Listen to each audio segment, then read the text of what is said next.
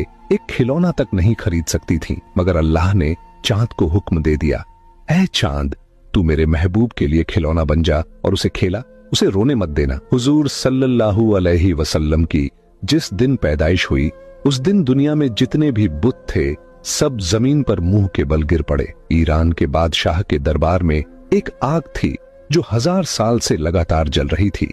लोग उसकी पूजा करते थे, मगर हुजूर नबी करीम सल्लल्लाहु अलैहि वसल्लम की पैदाइश के वक्त अचानक वो आग बुझ गई और उस बादशाह ने अपने महल में अपनी शक्ल की 14 लाइटें बनवा रखी थीं, मगर हुजूर सल्लल्लाहु अलैहि वसल्लम की पैदाइश पर वो सारी लाइटें जमीन पर गिर पड़ीं। अगले दिन दोपहर के वक्त एक यहूदी आदमी अपना सामान बेचने के लिए मक्का आया हुआ था।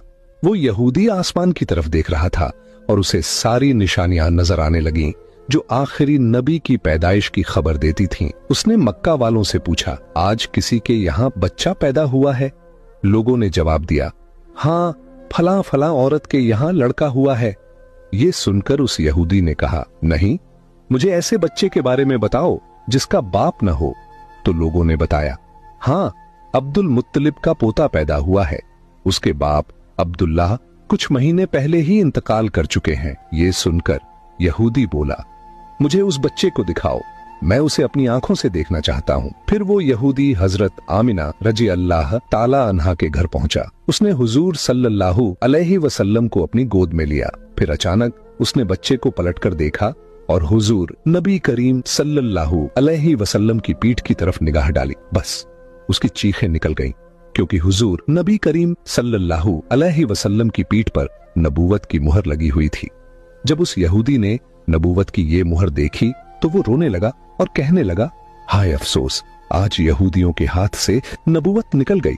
यही अल्लाह का आखिरी रसूल है। मक्का के लोग जो पहले से ही हजरत अब्दुल मुत्तलिब से मन में जलन रखते थे, ये देखकर और भी हैरान रह गए कि जो काहिन आता है वो इन्हीं के दरवाजे पर आता है, जो राहिब आता है वही इन्हें खुशखबरी सुनाता है, और जो भी आता है इनके ही बारे में पेशीन गोई करके चला जाता है। लोगों के दिलों में जनाब अब्दुल मुत्तलिब और इस बच्चे के लिए हसद की आग भड़कने लगी। मक्का की सरजमीन पर सैकड़ों बच्चे पैदा हुए, मगर किसी के बारे में ऐसी बातें कभी न सुनी गईं। ये हसद जो पैदाइश के पहले लम्हे से शुरू हुआ, आगे चलकर मजहबी दुश्मनी में बदलने वाला था। यहूदी आलिम फिर पुकार उठा, मैंने इस बच्चे को पहचान लिया है, मैं इसी की तलाश में मक्का आया था। जनाब अब्दुल मुत्तलिब जो दीन इब्राहिमी पर कायम थे और कई राजों से वाकिफ थे, ये सुनकर फौरन बच्चे को वापस